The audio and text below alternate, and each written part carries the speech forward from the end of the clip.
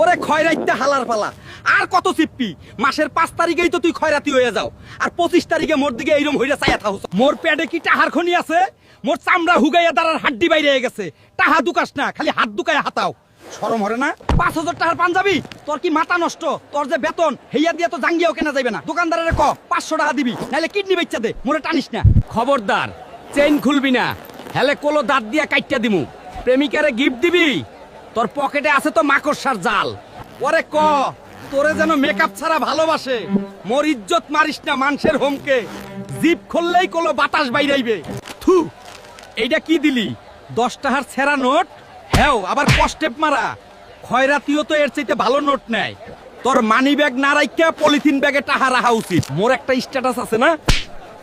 ফালতু পোলাপান